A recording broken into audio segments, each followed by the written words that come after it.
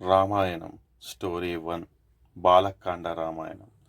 ఒకనాడు నారద మహాముని తమస నది తీరాన గల వాల్మీకి మహాముని ఆశ్రమానికి వచ్చాడు.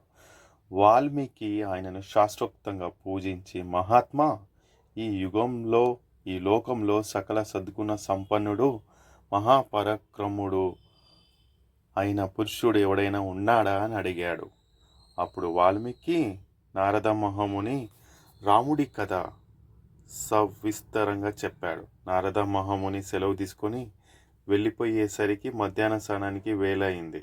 వాల్మీకి మహాముని తన శిష్యుడైన భరద్వాజుని వెంట పెట్టుకుని తమస నదీ తీరానికి వెళ్ళాడు.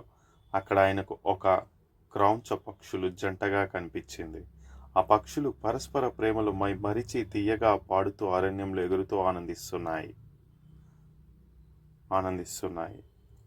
నారా పట్ట కట్టుకుని నీటిలోకి దిగబోతూ వాల్మీకి ఆ పక్షుల ఆనందోత్సాహానికి చూస్తున్నంతలో ఒక బోయవాడు బాణంతో మగ పక్షిని కొట్టాడు.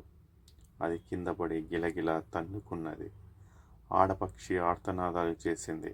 వాల్మీకి హృదయంలో ఆ పక్షి పైన జాలి, కిరాతుడి పైన ఆగ్రహం తన్నుకొని వచ్చాయి.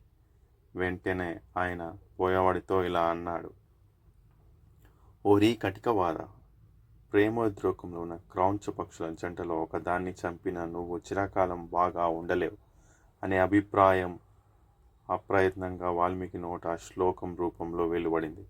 ఆ శ్లోకానికి 4 పదాలు, ఒక్కొక్క పదంలోనూ 8 అక్షరాలున్నాయి. తన నోట ఇలా శ్లోకం వెలువడడం చూసి వాల్మీకి విస్మయం చెందాడు. ఇక ఆయన శిష్యుడైన భరద్వాజుడి ఉత్సాహానికి అంతే లేదు. అతను తన గురువు నోటి మాటలను పదే పదే పఠించి శ్లోకాన్ని కంఠస్థం చేశాడు. తర్వాత వాల్మీకి స్నానం చేసి కాలకృత్యాలు తీర్చుకొని ఆశ్రమానికి వెళ్ళాడు. భరద్వాజుడు జల కలశం తీసుకొని ఆయన వెంబడే వెళ్ళాడు. ఆశ్రమంలో కూడా వాల్మీకి తన నోట వెలువడిన శ్లోకం గురించి ఆలోచిస్తూ ఉండిపోయాడు. అంతలో బ్రహ్మదేవుడు ఆయనను చూడడానికి వచ్చాడు. వాల్మీకి చప్పున లేచి బ్రహ్మకు సాష్టాంగం చేసి పాద్యాలిచ్చి స్తోత్రాలతో సన్నుతించి మౌనంగా నిలబడ్డాడు. అప్పుడు బ్రహ్మ వాల్మీకిని కూర్చోమని, వాల్మీకి, నా అనుగ్రహం చేతనే నీకు కవిత్వం అబ్బింది. నీవు ఇంతకు ముందే రాముడి కథ విన్నావు గదా, ఆ కథను మహాకావ్యంగా రచించు.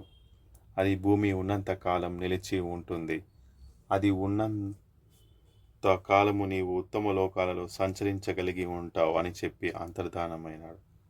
ఈ విధంగా బ్రహ్మ యొక్క ప్రోత్సాహంతో వాల్మీకి రామాయణ కథను తన నోట అప్రత్యయంగా వెలువడిన శ్లోకాలతో అందరికీ ఆనందం కలిగించే విధంగా రచించాడు. ఆ కథనే మనం కూడా చదివి ఆనందించుదాం.